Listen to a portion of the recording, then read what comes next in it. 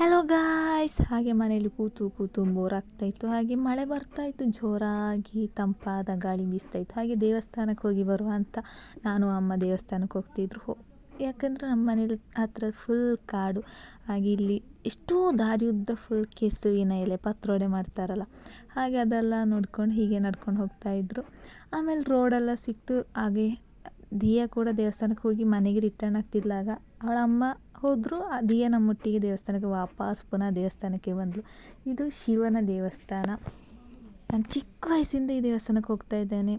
ಮತ್ತು ದೇವಸ್ಥಾನದ ಮುಂದೆ ಕೊಳ ಉಂಟು, ಅಂದರೆ ಪಾಂಡ್, ಕೆರೆ ಅಲ್ಲ ಕೊಳ. ಹಾಗೆ ದೇವಸ್ಥಾನಕ್ಕೆ ಒಳಗೆ ಹೋಗುವಾಗ ಒಂದು ವೈಬ್, ಯಾಕಂದರೆ ಸುತ್ತ ಕಾಡು, ಕಾಡಿನ ಮಧ್ಯೆ ಒಂದು ದೇವಸ್ಥಾನ, ಆ ಥರ ಫೀಲ್ ಉಂಟು. ಆಚೆ ರೋಡೆಲ್ಲ ಉಂಟು, ಆದರೂ ಸಹ ಇಲ್ಲಿ ಒಂದು ಪ್ರತ್ಯೇಕತೆ ಅಂತ ಗೊತ್ತಾ. ದೇವಸ್ಥಾನ ಇಲ್ಲಿ ಹೆಸರು ರಾವಣೇಶ್ವರ. ಯಾಕೆ ಅಂತಂದರೆ ಈ ದೇವಸ್ಥಾನದಲ್ಲಿ ರಾವಣ ಕೂತು, ದೇವಸ್ಥಾನ ಅಲ್ಲ, ಒಂದು ಕಾಡಿನಲ್ಲಿ ರಾವಣ ಕೂತು ತಪಸ್ಸು ಮಾಡ್ತಿದ್ದ. ಆಗ ಶಿವ ಪ್ರತ್ಯಕ್ಷ ಆಗಿದ್ದ ಕಥೆ ಎಲ್ಲರಿಗೂ ಗೊತ್ತು. ಅದು ಇದೇ ರಾವಣ ಕೂತ ಕಲ್ಲು.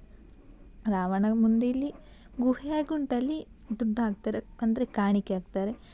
ಇದೇ ದೇವಸ್ಥಾನದಲ್ಲಿ ರಾವಣ ಕೂತು ತಪಸ್ಸು ಮಾಡಿದಾಗ ಶಿವ ತಪಸ್ಸಿಗೆ ಮೆಚ್ಚಿ ಬಂದಿದ್ದ ಅಂತ ಹೇಳ್ತಾರೆ ಎಲ್ಲರೂ. ಹಾಗೆ ದೇವಸ್ಥಾನ ಫುಲ್ ಸುತ್ವಿ. ಮತ್ತು ಇದು ನಾವು ಹೋಗುವಾಗ ಸಂಜೆ ಒಂದು 6 ಗಂಟೆ ಕಳೆದಿತ್ತು.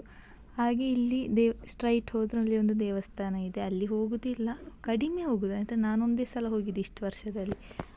ಫುಲ್ ಕತ್ಲೆ ಆಗಿತ್ತಲ್ಲ, ಅಲ್ಲಿ ದಿಯಾ ಮತ್ತು ಅಮ್ಮ ಏನೆಲ್ಲೋ ಮಾತಾಡ್ತಾಯಿದ್ರು. ಅವಳು ಫುಲ್ ತರಲೆ ಆಯಿತಾ, ಫುಲ್ ಪಟಪಟ ಮಾತಾಡ್ತಿದ್ಲು. ಹಾಗೆ ದೇವಸ್ಥಾನ ಎಲ್ಲ ಸುತ್ತು ನೋಡಿ ಕೈಯೆಲ್ಲ ಮುಗಿದು ತೀರ್ಥ ಪ್ರಸಾದ ತೆಗೆದು ಮನೆಗೆ